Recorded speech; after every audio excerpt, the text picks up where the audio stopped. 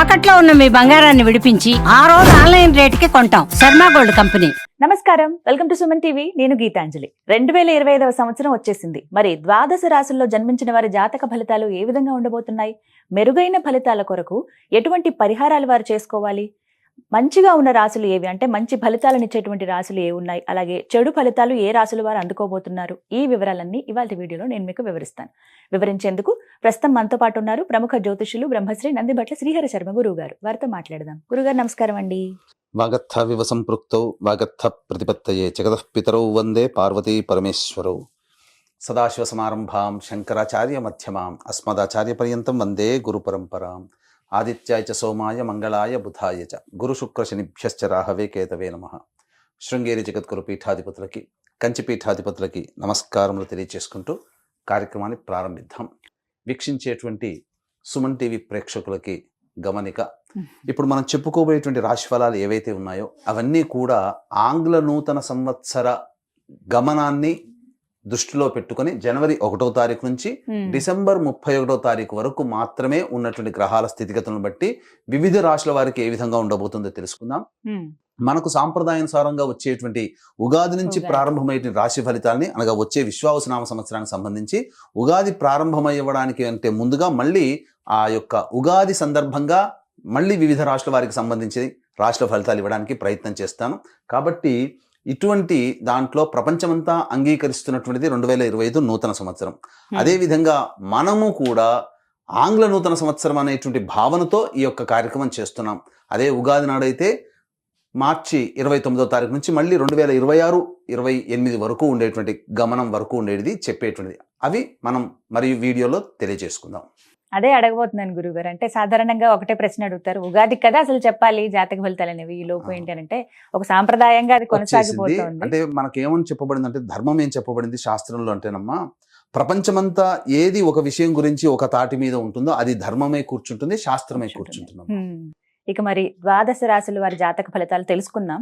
ముందుగా గ్రహస్థితులు ఏ విధంగా ఉన్నాయో తెలియచేస్తారా? జనవరి 1, 2025 నుంచి. ఇక గ్రహస్థితిలోకి గనక గమనించుకున్నట్లయితే ముఖ్యంగా గురువు 9th మే వరకు కూడాను ఈ వృషభ రాశిలో సంచారం చేస్తున్నాడు. 9th మే నుంచి మిథున రాశిలోకి సంచారం, 9th మే నుంచి సెప్టెంబర్ 27వ తారీఖు వరకు.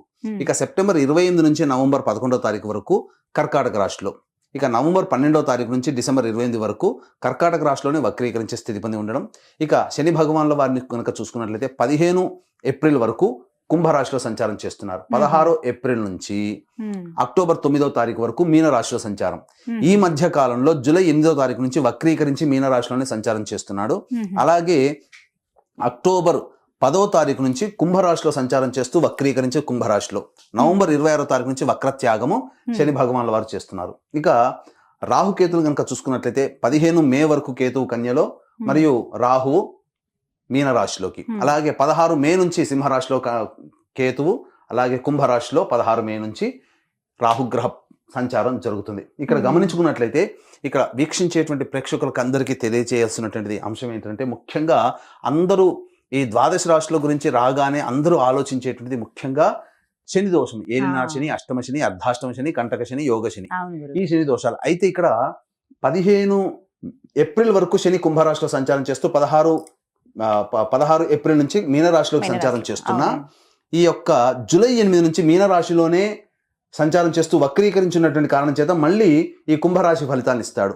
అక్టోబర్ 10న కుంభరాశిలోనే వక్రీకరించి ఉన్నటువంటి స్థితిగతుల చేత ఏమవుతుంది, మళ్ళీ మకర రాశి ఫలితాన్ని శని భగవానులు ఇస్తారు. కాబట్టి అర్థం చేసుకోవాల్సినటువంటి అంశం ఏంటంటే, ఎవరికి కూడాను ఈ సంవత్సరం శని భగవానుడు యోగదాయకంగా పూర్తిగా లేడు.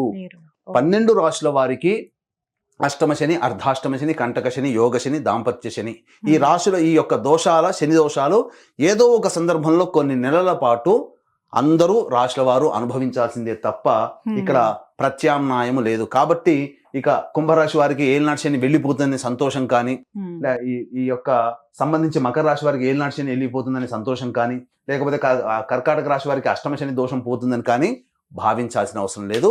వృశ్చిక రాశి వారికి అర్ధాష్టమ శని దోషం పోతుందని కూడా భావించాల్సిన అవసరం లేదు. ఎందుకంటే శని మళ్ళీ రుజు మార్గంలో వెళ్ళి మళ్ళీ వక్ర మార్గం చేత వక్రగతిన సంచారం చేస్తున్నటువంటి కారణం చేత 12 రాశులు శని ప్రభావానికి గురవుతాయి. కాబట్టి ఈ సంవత్సరం అన్ని రాశుల వారు శని దోష పరిహారములు ఖచ్చితంగా చేసుకోవలసినదే, అందులో సందేహం లేదు. గ్రహస్థితులు అయితే ఈ విధంగా ఉన్నాయి. గురుగారు, ద్వాదశ రాశుల జాతక ఫలితాల్లో భాగంగా ఇక రాశి ఫలితాలు ఎలా ఉన్నాయో తెలుసుకుందాం. ముందుగా మేషరాశి. మేషరాశి వారి గనక ఈ యొక్క 2025 సంవత్సరంలో జనవరి 1 నుంచి డిసెంబర్ 31 తారీఖు వరకు గ్రహ స్థితిగతులను బట్టి ఏ విధంగా ఉండబోతుందో తెలుసుకుందాం. ముందుగా ఈ నవగ్రహాల్లో గురువు, శని, రాహు, కేతులు అత్యంత ప్రధానమైనటువంటి ఫలితాలను ఇచ్చేటువంటి గ్రహాలు. ఇక రవి గనక చూసుకున్నట్లయితే ప్రధానంగా ఉద్యోగ సంబంధమైనటువంటి విషయాల్లో ఏ విధంగా ఉంటుందనేటువంటి విషయాల గురించి మనకు తెలియచేయడం జరుగుతుంది. ఇక గమనించుకున్నట్లయితే 9 మే వరకు కూడాను గురువు ఈ యొక్క వృషభ రాశిలో సంచారం చేస్తున్నటువంటి కారణం చేత మార్చి వరకు కూడాను గురువు వక్రీకరించే స్థితి పొంది ఉండడం, ఈ కారణం చేత జన్మగురు ప్రభావాల్ని గురువు కూడా అందిస్తూ ఉంటాడు. ఎప్పటి వరకు? ఈ సంబంధించినటువంటి మార్చి వరకు. మార్చి తర్వాత ఏప్రిల్ అండ్ మే 9 వరకు కూడాను ద్వితీయ గురు ప్రభావము. కాబట్టి జనవరి 1 నుంచి మార్చి వరకు కూడాను ప్రధానంగా అనుకున్నటువంటి పనులలో కొన్ని ఆటంకాలు అనేటువంటివి గురువు గారు ఇస్తున్నారు. కాబట్టి గురు అనుగ్రహాన్ని పొందే ప్రయత్నం మార్చి వరకు కనుక చేసినట్లయితే సంబంధించినటువంటి పనులన్నీ కూడాను యోగవంతదాయకంగా ఉంటాయి. ఇక మార్చి నుంచి మే 9వ తారీఖు వరకు కూడాను వృషభ రాశిలో సంచారం చేస్తున్నటువంటి కారణం చేత రావాల్సినటువంటి రాని బాకీలు అన్నీ కూడాను వసూలు అవుతాయి. ధనపరంగా అన్ని వృత్తుల్లో ఉన్నటువంటి వారికి ధనాదాయం చాలా చక్కగా ఉంటుందని చెప్పవచ్చు. ఇక 9 మే నుంచి సెప్టెంబర్ 27 వరకు మిథున రాశిలో సంచారం చేస్తున్నటువంటి కారణం చేత కొంత సోదర సోదరిమణులు మరియు తెలిసినటువంటి వారి మధ్య కొంత విభేదాలు వచ్చేటువంటి అవకాశాలు ఉన్నాయి. కాబట్టి జాగ్రత్తలు పాటించండి. అయితే సంఘంలో పేరు ప్రతిష్టలు పొందినటువంటి వ్యక్తుల యొక్క పరిచయ ప్రభావాలు మే 9 నుంచి సెప్టెంబర్ 27 మధ్య కాలంలో ఏర్పడతాయి. అయితే సెప్టెంబర్ 28 నుంచి నవంబర్ 11 మధ్య కాలంలో కర్కాటకంలో స్థితి పొంది ఉన్నటువంటి కారణం చేత కొన్ని ప్రయత్నాలలో ఆటంకాలు అనేటువంటివి కలుగుతాయి. కాబట్టి గురుగ్రహ ప్రభావం వలన సామాన్యమైనటువంటి ఇబ్బందులే తప్ప చెప్పుకోదగినటువంటి ఇబ్బందులు ఈ యొక్క సెప్టెంబర్ 28 నుంచి నవంబర్ 11వ తారీఖు మధ్య ఉన్నటువంటి కాలంలో కలగదు. ఇక నవంబర్ 11 నుంచి డిసెంబర్ 28వ తారీఖు మధ్య కాలంలో వక్రీకరించినటువంటి గురువు ప్రభావం చేత మళ్ళీ తృతీయ సంబంధమైనటువంటి ఫలితాలను కూడా గురువు గారు అందజేస్తున్నారు. కాబట్టి ఈ సమయంలో ముఖ్యంగా సెప్టెంబర్ 28 నుంచి డిసెంబర్ 28 మధ్య కాలంలో నూతన వాహన కొనుగోలు లేదా గృహాలు ఏర్పరచుకోవాలి, స్థిరం అనేటువంటిది కావాలనుకునే వాళ్ళకి ఈ సమయంలో గురుగ్రహం అనుకూలంగా మీకు నూతన గృహ వసతి కానీ లేకపోతే వాహన వసతి కానీ మీకు అందించడం జరుగుతుంది. ఇక ప్రధానంగా చూసుకున్నట్లయితే మేషరాశి వారికి లాభస్థానంలో శని సంచారం 15 ఏప్రిల్ వరకు ఉంటుంది. కాబట్టి జనవరి 1 నుంచి 15 ఏప్రిల్ వరకు కూడా శని యోగ స్థానంలో స్థితి పొంది ఉన్నాడు. కాబట్టి అద్భుతమైనటువంటి ప్రతి ప్రయత్నంలో కూడా అద్భుతమైనటువంటి ఫలితాలు ఈ యొక్క శని ప్రభావం వల్ల మేషరాశి వారు పొందుతారని చెప్పవచ్చు. అయితే ఇక 16 ఏప్రిల్ నుంచి శని కుంభరాశిలోకి సంచారం చేస్తున్నటువంటి కారణం చేత 16 ఏప్రిల్ నుంచి ఏలిన నాటి శని ప్రభావానికి మేషరాశి వారు గురవుతారని చెప్పవచ్చు. అయితే చింతించాల్సిన పని లేదండి. మేషరాశి వారికి ఏలినాటి శని ప్రభావం ఎంతవరకు ఉంటుంది? 16 ఏప్రిల్ నుంచి అక్టోబర్ 9 వరకు మీనరాశిలో ఉంటారు.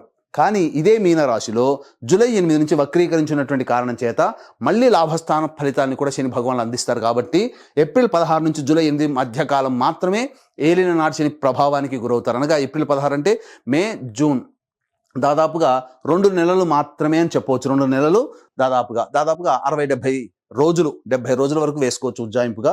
అంతవరకు ఏలినాటి శని ప్రభావం జూలై 8వ తారీఖు నుంచి అక్టోబర్ 9వ తారీఖు వరకు కూడాను కుంభరాశిలో సంచారం చేస్తుంటారు. ఎప్పటి నుంచి?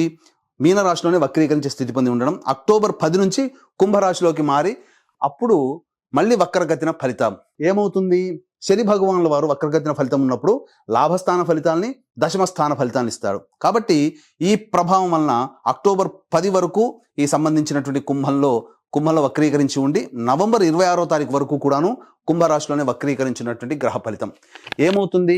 ఉద్యోగ మార్పులు చేసుకోవాలనే ఆలోచన ఉన్నటువంటి వాళ్ళకి ఈ యొక్క అక్టోబర్ 10 నుంచి నవంబర్ 26 వరకు ఉన్నటువంటి కాలం యోగ కాలము. అన్ని విధాలుగా సహాయ సహకారాలు, ముఖ్యంగా తీర్థక్షేత్ర సందర్శనం, పుణ్య నదీ స్నాన ప్రభావం ఈ అక్టోబర్ 10 నుంచి నవంబర్ 26 మధ్య కాలంలో జరుగుతుంది.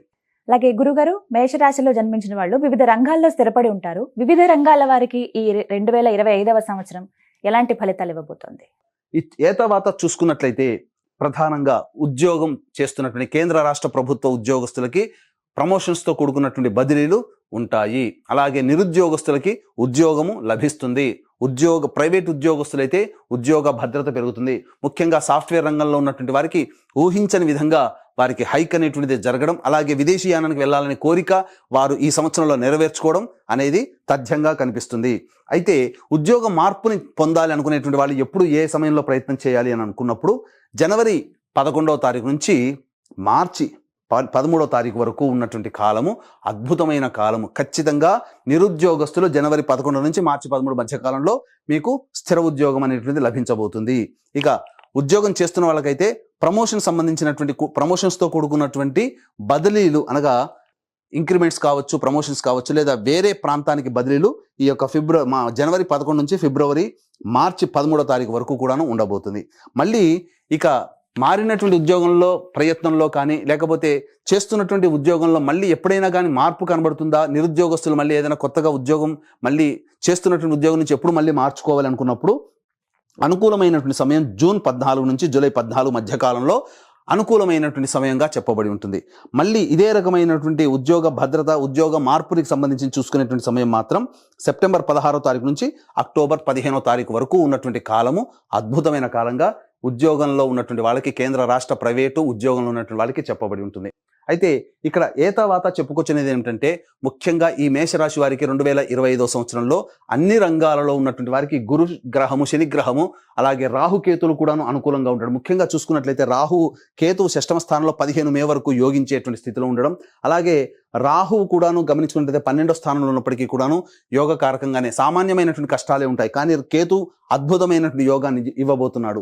ఇక ఈ 15 మే నుంచి రాహువు కుంభరాశిలోకి ప్రవేశం చేయనటువంటి కారణం చేత అద్భుతమైనటువంటి యోగదాయకంగా ఉంటుంది. ముఖ్యంగా మార్కెటింగ్ రంగంలో ఎవరైతే ఉంటారో వాళ్ళకందరికీ కూడాను అనూహ్యమైనటువంటి విజయాలు పొందుతారు, టార్గెట్లను రీచ్ చేసుకోగలుగుతారు, ప్రమోషన్స్ని కూడా పొందగలుగుతారు. ముఖ్యంగా సాఫ్ట్వేర్ రంగంలో ఉన్నటువంటి మేషరాశిలో జన్మించినటువంటి వాళ్ళకి 16 మే తర్వాత వారు కోరుకున్నటువంటి జీవితాన్ని పొందుతారని చెప్పడంలో ఏమాత్రం సందేహం లేదు. అయితే ఇక్కడ ప్రధానంగా చూసుకోదలిచినటువంటిది super market, food processing, general store, restaurant బిజినెస్లో ఉన్నటువంటి వాళ్ళు, అలాగే ఈ సంబంధించినటువంటి కుకింగ్ సంబంధించినటువంటి రంగంలో ఉన్నటువంటి వాళ్ళు, అలాగే ఎడ్యుకేషనల్ ఇన్స్టిట్యూషన్స్ మరియు జ్యువెలరీ రంగంలో ఉన్నటువంటి వాళ్ళు, తీర్థయాత్రలు, పూజా స్టోర్స్ నడిపేటువంటి వాళ్ళు, వీళ్ళందరికీ కూడాను అద్భుతమైనటువంటి యోగ కాలం అనేటువంటిది మే 8వ తారీఖు వరకు ఏర్పడబోతుంది. మే 9 నుంచి సెప్టెంబర్ 27 మధ్య కాలంలో కాస్త జాగ్రత్తలు పాటించండి. ఈ చెప్పినటువంటి రంగంలో ఉన్నటువంటి వారు పెట్టుబడులు పెట్టడానికి కాస్త ముందు వెనక ఆలోచించి పెట్టుబడులు పెట్టే ప్రయత్నం చేయండి. తదనంతరం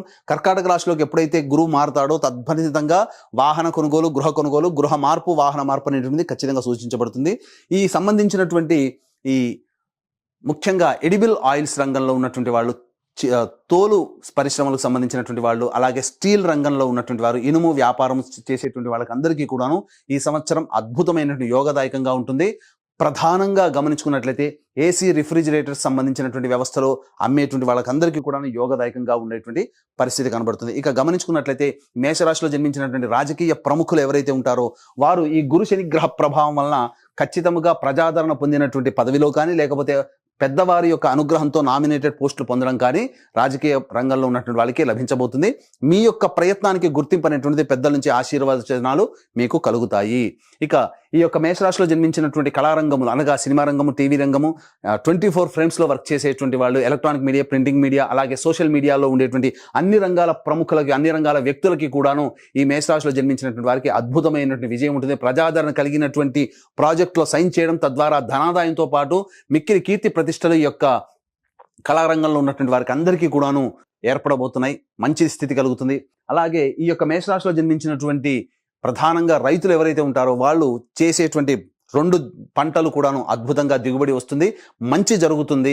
అలాగే ఈ యొక్క సంబంధించినటువంటి ఈ లాయర్లు బిజినెస్లో ఉన్నటువంటి వాళ్ళు, అలాగే మున్సిపాలిటీ డిపార్ట్మెంట్లో ఉన్నటువంటి వాళ్ళు, ఎలక్ట్రానిక్ అండ్ ఎలక్ట్రికల్ రంగంలో ఉన్నటువంటి వాళ్ళు, ముఖ్యంగా ఈ సంబంధించిన కరెంటుకి సంబంధించినటువంటి వృత్తుల్లో ఉన్నటువంటి వాళ్ళకందరికీ కూడాను యోగదాయకమైనటువంటి పరిస్థితి అనేటువంటిది ఉంటుంది. అయితే ప్రధానంగా గమనించుకున్నట్లయితే ఈ యొక్క సంబంధించినటువంటిది మే 9 నుంచి సెప్టెంబర్ 27 మధ్య కాలంలో ఉన్నటువంటి కాలంలో దంపతుల మధ్య కొంత విభేదాలు ఏర్పడి పొరపచ్చాలు వచ్చే అవకాశాలు ఉంటాయి. కాబట్టి లౌక్యంతో వ్యవహరించి ప్రతిదీ కూడా సమస్యను పరిష్కారం చేసుకునే దిశగా ఉన్నట్లయితే చాలా మంచి శుభ ఫలితాలు అనేటువంటి పొందుతారని చెప్పవచ్చు. వివాహం కావాల్సినటువంటి అబ్బాయిలు, అమ్మాయిలు ఎవరైతే ఉంటారో ఈ యొక్క సంబంధించినటువంటి మే 9 నుంచి సెప్టెంబర్ 27 మధ్య కాలంలో వివాహము నిశ్చయమవుతుంది, అందులో సందేహం లేదు. అలాగే మార్చి లోపల కూడా వివాహ ప్రయత్నాలు చేస్తే, జనవరి నుంచి మార్చి లోపల వివాహ ప్రయత్నాలు చేసినా అవి వివాహం చక్కగా కుదిరి దాంపత్య జీవితంలోకి అడుగు పెడతారని చెప్పొచ్చు. అయితే పూర్వంలో అనగా 2024 సంవత్సరంలో దంపతులుగా ఉన్నటువంటి వాళ్ళకి ఏవైనా విభేదాలు వచ్చినా, అలాగే భాగస్వామ్య వ్యాపారంలో ఉన్నటువంటి వాళ్ళు ఏమైనా విభేదాలు వచ్చినా అవన్నీ కూడాను కూర్చొని పరిష్కరించుకొని మళ్ళీ తిరిగి మంచి సుఖ జీవనాన్ని పొందే అవకాశం ఈ యొక్క 2025 సంవత్సరంలో మేషరాశిలో జన్మించినటువంటి వాళ్ళకి ఉంటుందని చెప్పొచ్చు. ముఖ్యంగా విద్యార్థులకి జ్ఞాపక శక్తి అధికంగా ఉండడము, చేస్తున్నటువంటి ఈ యొక్క ప్రవేశ పరీక్షల్లో మీ యొక్క శ్రమకి తగినటువంటి ఫలితం కనబడుతూ ఉండడము, అధిక శాతం ఉత్తీర్ణత శాతాన్ని పొందడము, తద్వారా మీరు కోరుకున్నటువంటి యూనివర్సిటీలో మీకు ప్రవేశం జరగడం అనేటువంటిది గోచరమవుతుంది. ముఖ్యంగా సంతానం కోసం ఎదురు చూసేటువంటి ఈ మేషరాశిలో జన్మించినటువంటి స్త్రీ పురుషులు ఎవరైతే ఉంటారో మే 9 నుంచి సెప్టెంబర్ 27 మధ్య కాలంలో సంతానం తప్పకుండా అంది తీరుతుంది, అందులో సందేహం లేదు. గురుగారు, మరి మేషరాశిలో జన్మించిన మహిళలకు ఈ సంవత్సరం ఎలా ఉండబోతోందండి? ఈ యొక్క రాశిలో జన్మించినటువంటి స్త్రీలకి గౌరవం పెరుగుతుంది, ఇంటిలో మాట పెరుగుతుంది, బాధ్యత యుతమైనటువంటి స్థితిగతులు కలుగుతాయి. ఒకటి గుర్తుపెట్టుకుని, బాధ్యత ఎప్పుడైతే పెరుగుతుందో కష్టములు ఆ విధంగానే ఉంటాయి. కాబట్టి కష్టంలో పడక తప్పదు. మేషరాశిలో జన్మించినటువంటి స్త్రీలు ఆరోగ్యం పట్ల శ్రద్ధ వహించాల్సినటువంటి పరిస్థితి. అన్నిటికంటే ప్రధానంగా గమనించుకున్నట్లయితే ఈ యొక్క సంబంధించినటువంటి సెప్టెంబర్ 28 నుంచి నవంబర్ 11 మధ్య కాలంలో సంతానం కోసం ఎదురు చూసేటువంటి వాళ్ళకి కొంత మిస్క్యారీస్ అయ్యేటువంటి అవకాశం ఉంటుంది. ఎసిడిటీ లేదా ఇండైజెషన్ ప్రాబ్లంతో సెప్టెంబర్ 28 నుంచి నవంబర్ 11వ తారీఖు మధ్య కాలంలో ఏర్పడేటువంటి అవకాశం ఉంది. కాబట్టి జాగ్రత్తలు పాటించండి. అలాగే వాహనం నడిపేటప్పుడు కూడాను ఈ యొక్క కొన్ని సందర్భాలలో, ముఖ్యంగా ఈ యొక్క మేషరాశి వారికి సంబంధించి వాహనం నడిపేటప్పుడు జాగ్రత్తలు పాటించాల్సినటువంటి పరిస్థితి. కాబట్టి అన్ని రంగాలుగా చూసుకున్నట్లయితే ఈ మేషరాశిలో జన్మించినటువంటి వారికి శుభ ఫలితములే అధికంగా ఉన్నాయి. కాబట్టి చక్కగా దైవానుగ్రహాన్ని పొందే ప్రయత్నం చేసుకున్నట్లయితే మంచి స్థితిగతులు కలుగుతాయి. అయితే ఇక్కడ గమనించాల్సినటువంటి అంశము, మేషరాశిలో జన్మించినటువంటి స్త్రీ పురుషులు ఎవరైనా కానీ వివాహం కాకపోతే తల్లిదండ్రుల జాతకము, తోడబుట్టిన వాళ్ళ జాతకము, వివాహం అయితే కనుక భర్త లేదా భార్య జాతకం, కడుపున పుట్టిన సంతానం జాతకం కూడా మీ మీద ప్రభావం చూపుతుంది. కాబట్టి ఈ యొక్క 2025 సంవత్సరంలో మేషరాశిలో జన్మించినటువంటి వారికి అందరికీ కూడాను మీ సంకల్పం నెరవేరాలి అనేటువంటి సదుద్దేశంతో జాతకరీత్యా కలుగు విద్య, వివాహ, ఉద్యోగ, దాంపత్య, సంతాన, అనారోగ్య సమస్యల నివారణకి మరియు 12 రాశులు ఇంతకుముందు చెప్పుకున్నట్టుగా 12 రాశులు శని ప్రభావానికి గురవుతాయి. కాబట్టి శనిదోష నివారణ పూజల హోమాల్లో భాగంగా సర్వదోష నివారణ పూజల హోమాలు ఒక్కొక్క నెల ఒక్కొక్క పుణ్యక్షేత్రంలో 12 నెలలు సంవత్సరం పాటు కూడా మీ కుటుంబ సభ్యుల గోత్రనామాదులతో చేయించడం జరుగుతుంది. అవకాశం ఉన్న వాళ్ళు కార్యక్రమ తదనంతరం కాంటాక్ట్ చేసి మీ గోత్రనామాదులు నమోదు చేసుకోవచ్చు. అలాగే తండ్రి వైపు 6 తరాలు, తల్లి వైపు 3 తరాలు, భర్త వైపు 6 తరాలు, భార్య వైపు 3 తరాల్లో ఏవైనా దుర్మరణాలున్నా, లివర్ ప్రాబ్లం, కిడ్నీ ప్రాబ్లం, క్యాన్సర్తో ఎవరైనా కుటుంబ సభ్యులు మరణించినా, 60 సంవత్సరాల లోపల కుటుంబ సభ్యులు ఎవరైనా చనిపోయినా వాటిని పితృదోషం అంటారు. కాబట్టి ప్రతి నెల పితృదోష నివారణ కార్యక్రమాలు కూడా పీఠం ఆధ్వర్యంలో జరిపించబడుతున్నాయి. వాటి వివరాలు కార్యక్రమ తదనంతరం కాంటాక్ట్ చేసి తెలుసుకోవచ్చు. గురుగారు, మరి జాతక ఫలితం ఏ విధంగా ఉంటుందో చెప్పారు.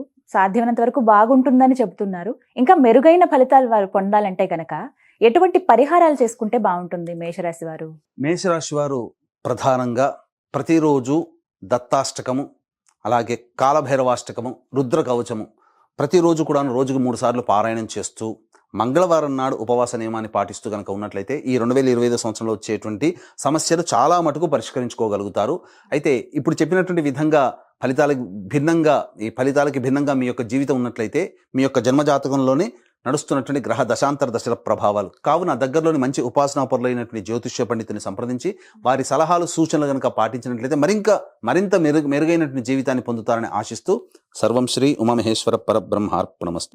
ఈ 2025 సంవత్సరంలో మేషరాశి వారి జాతక ఫలితాలు, అలాగే వారు చేసుకోవాల్సిన పరిహారాలు చక్కగా వివరించారు గురుగారు. నమస్కారం అండి.